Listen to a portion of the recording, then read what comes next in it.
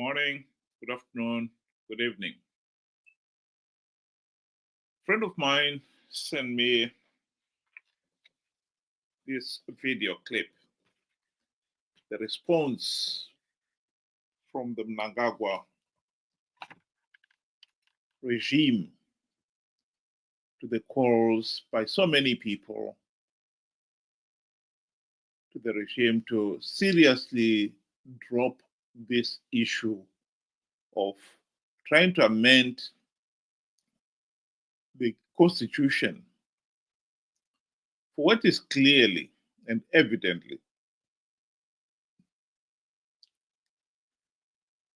greed. Mnangagwa wants to stay in power. Zimbabwe's constitution says a president can serve a maximum of 2 terms. He has, come 2028, he will have served the maximum 10 years. He wants to extend that. And in this case here, he wants to do it by amending the constitution.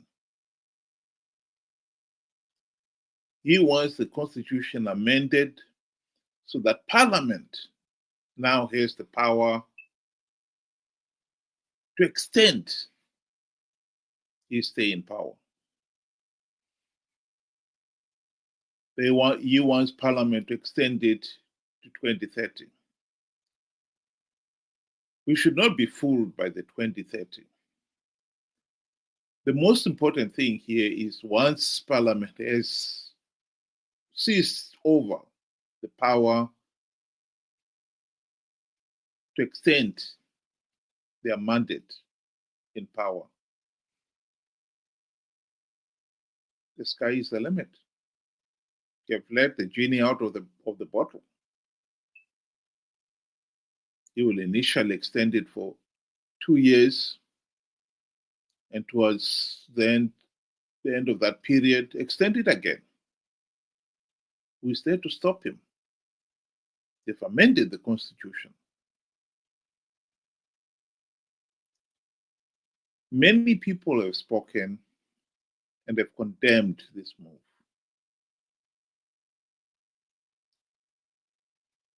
The only people who should give the mandate to rule is the people in a democratic, free, fair, and credible election. What is annoying here is Zanu PF rigged the 2023 elections.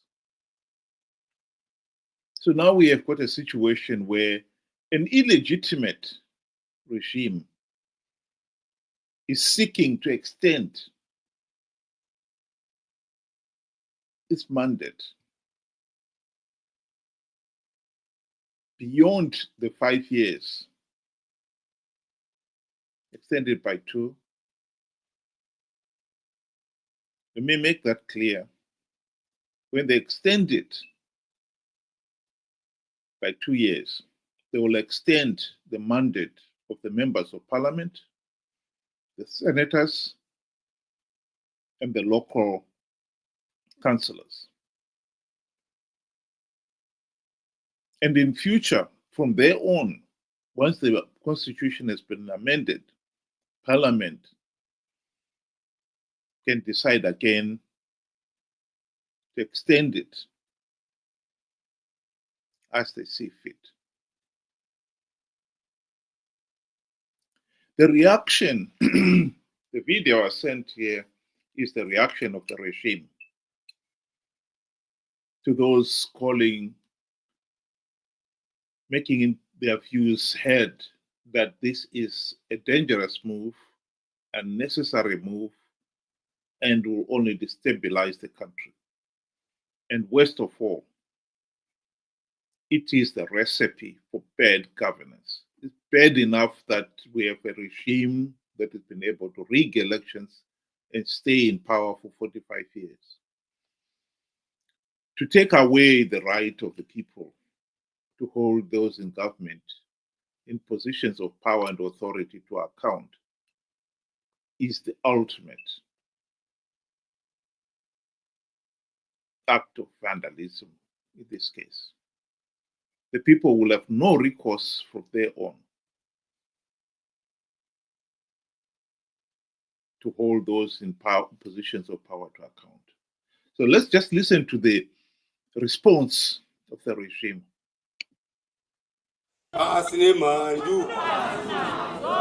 Nasuno takona tumwe tumara patsatsatsa tinonzi vana gomwe kana tsenengamu kana mumwe uyo vachitaura zvavari kutaura musatya musavhunduka nekuti vafundisi vanototaura kuti kana muchida kuona ukuru hwaMwari panotanga pabuda dhimoni.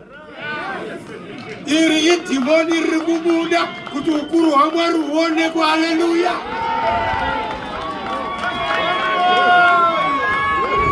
The glory of God will prevail. The glory of God will prevail through our president, Dr. Mnangagwa. Whether they like it or not, whether they shouted the president or not, whether they denigrate the president or not, whether akawatuka usiku kana maskati, president vari kusvika nenyika ino kugore ra 2030.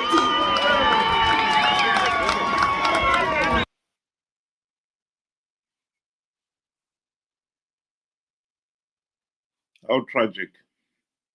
So those calling for meaningful democratic reforms are now the demons. And they are the ones being abused and dismissed with utter contempt. But this should come as no surprise, because this has been the norm in Zimbabwe, if the truth be told. Ever since the country's independence in 1980, Zanu PF has treated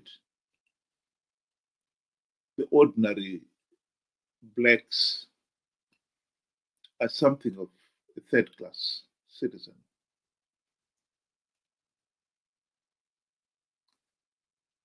Before independence, one of the most irritating things that the whites did was to treat blacks as third-class citizens.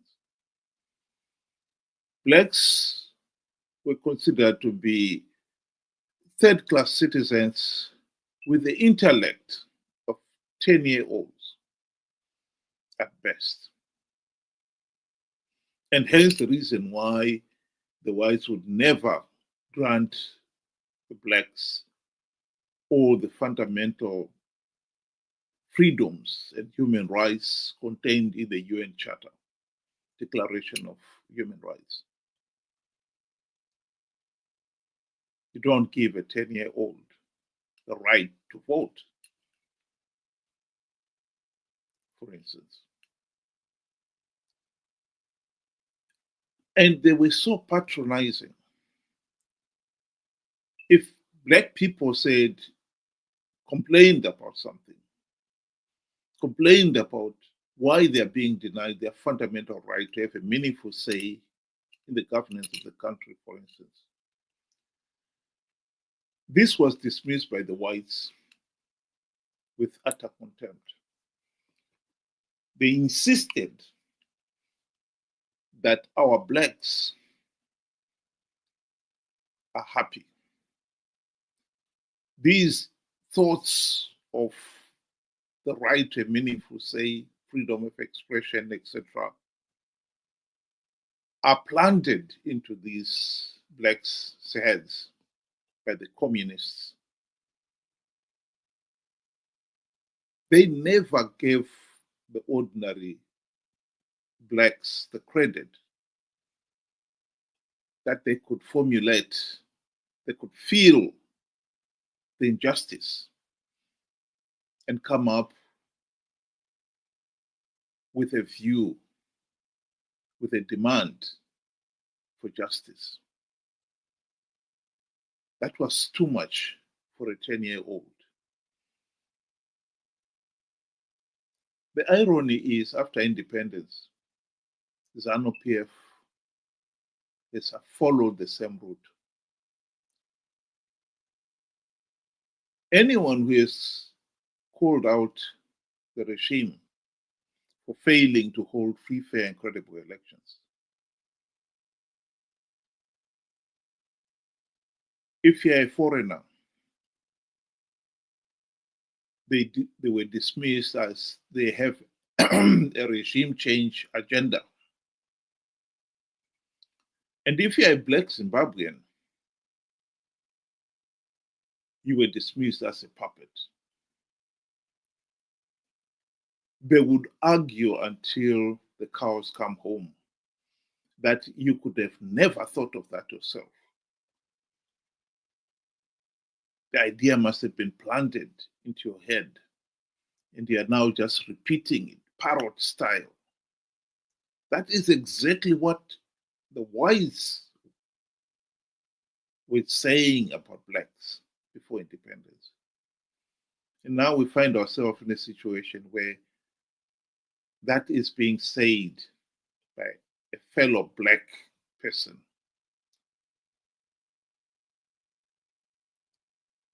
They, of course, considered that any black person who has got a mind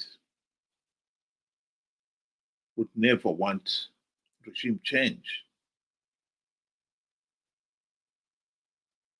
Zanu PF leaders have always believed that they have the divine right to rule the country. And so we shouldn't be surprised that the minister here is dismissing those calling for the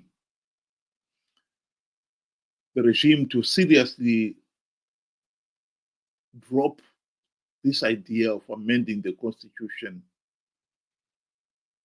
to allow Mnangagwa to stay in power. He's now dismissing them as demons. And is even evoking God's name at Mnangagwa has got the blessing of God.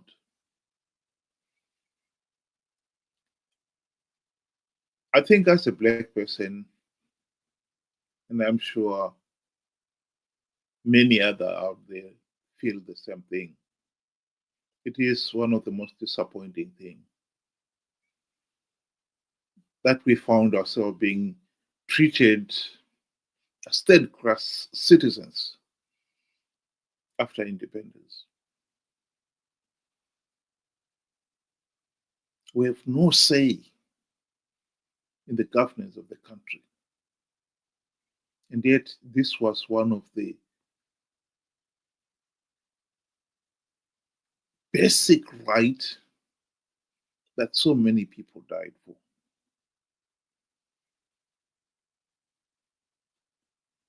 Still, here we are. That's where we are. But if the truth be told, Zanu PF has not only treated black Zimbabweans with contempt. The 2023 elections were rigged. And SADC and the AU election observers condemned the process as flawed.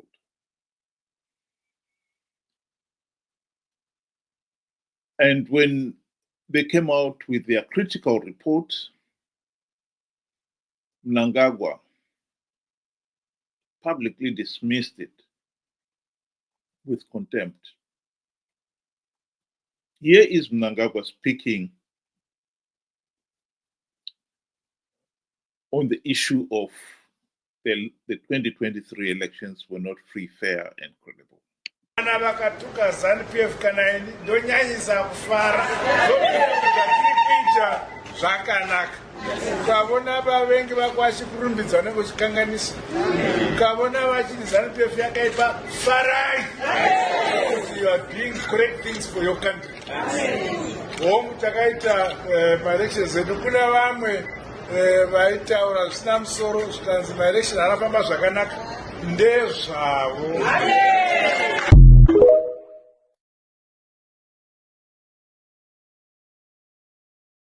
So even our fellow regional SADC leaders and the continental leaders, the AU, when they condemned Zimbabwe's 2023 elections as flawed and illegal, they're being told that is nonsense. This is the reality in Zimbabwe. We have a regime that has actually rigged the elections since 1980.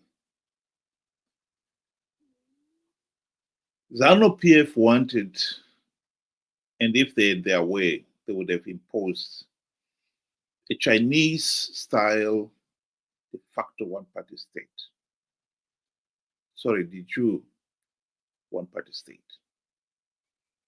The Lancaster House forced them to accept the multi-party constitution. They signed it, but by the time they got back to Zimbabwe, they had already a plan of how the party will make sure that they get what they want. At the Lancaster House, the agreement was that all freedom fighters would be withdrawn from the field to designated assembly points. Zanu PF did not withdraw all its freedom fighters. A number of them were left in the field, and their campaign message to the people was that if Zanu PF does not win the 2018 elections, the Bush War would continue.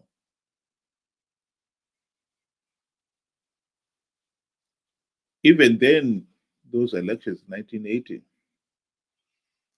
those operatives made sure that for many other political parties, certain parts of the countries were no-go area. And this has remained the case up to this day. Rural areas, particularly, are no-go areas to the opposition. But to go back to 1980, the people voted to end the war. At least so they thought. Because in 1983, Zanu PF was to launch the Kukura-Wundi War, whose primary purpose was to force PF to join the Zanu PF and sign the Unit Accord. The latter finally signed the Unit Accord in 1987, bringing an end to the Kukura-Wundi. And by then, over 20,000 people had died, most of them defenseless civilians. The Unity Accords paved the way for Zanu PF to impose the de facto one-party state that has ruled the country to this day. Zanu PF has never allowed the people in the rural area the basic freedoms and rights, including the right to a meaningful vote. That is the reality. Here is a former Zanu PF MP herself and a freedom fighter. She did carry the gun. She was in the bush with everybody else. But she has since left the party, and she has been an independent MP and now one of the few people from whom you could hear some basic truth.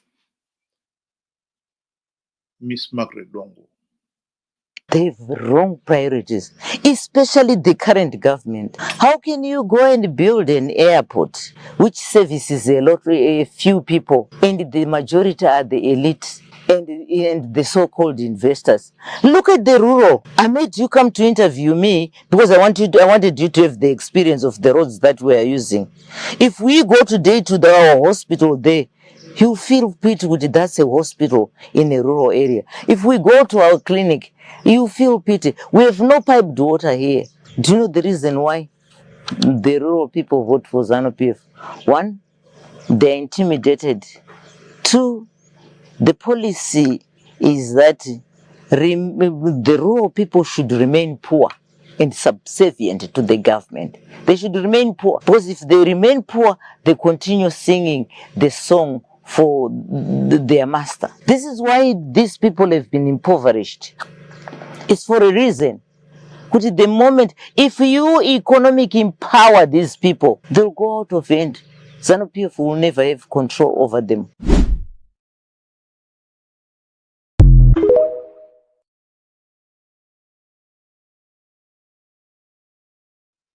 She is right. At the present moment, Zanu PF, for the last 45 years at least, has maintained its iron grip on power because the party was able to rig the elections. But we are going into an even more dangerous phase. If the regime have its way and amend the constitution,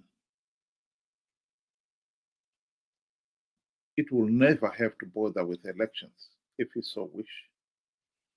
Indeed, if it feels that its own iron grip on power is not secure, they'll just postpone those elections. And they can postpone them indefinitely if they amend the constitution. So the fight to stop Zanu PF amending the constitution is the fight to have a meaningful say in the governance of the country. I think we should not be scared by being called demons, by being abused by the regime. This is to be expected. Zanu PF has always treated the majority of blacks who dare object to its abuse of power with uttermost contempt, in much the same way the whites abused us. I think the tragedy is 45 years after independence, we are still fighting for the right to have a meaningful say in the governance of the country. It is a pity, but that is the reality. I think this is a fight worth fighting for.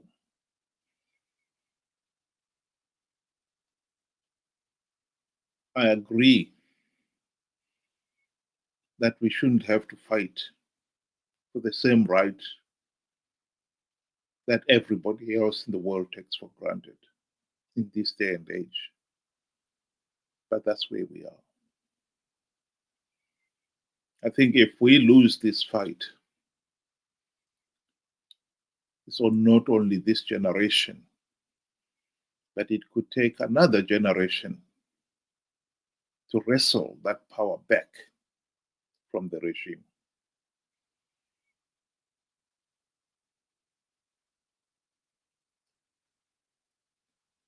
The right to a meaningful say in the governance of the country is not just a right. It is the very essence of good governance. If we lose it, we'll have just lost the opportunity, any hope of good governance. That is what is at stake here. We should not lose sight of it. Abuse or no abuse, we should stand firm and demand that Zanu PF should not amend the Constitution to gratify the hunger for power, for absolute power of one individual and his cronies around him.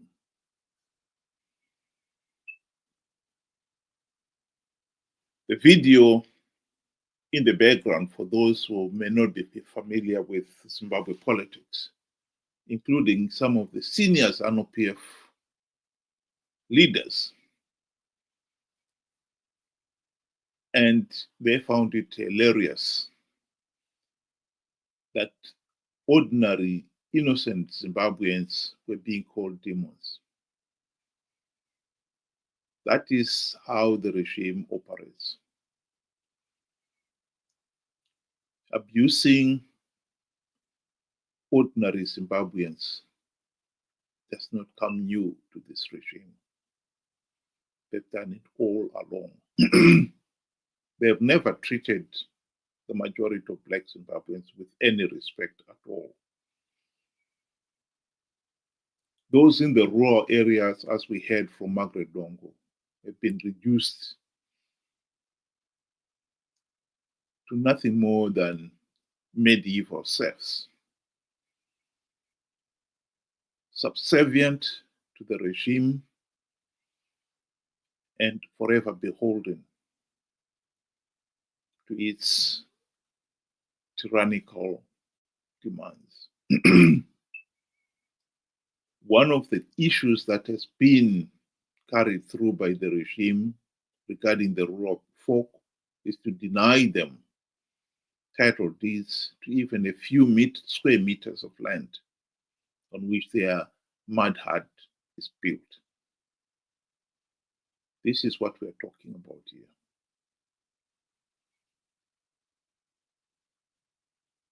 There is too much at stake here to let Zanu PF have its way.